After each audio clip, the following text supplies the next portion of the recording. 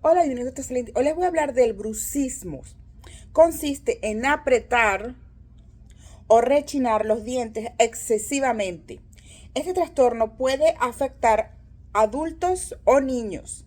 Puede ocurrir de día o de noche. Un médico profesional puede tratarla. Requiere diagnóstico médico, no se requieren análisis laboratorio o estudios de diagnóstico por imágenes.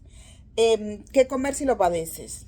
Plátano asado, uvas pasas y una cucharada de miel. Es decir, que si apretas así,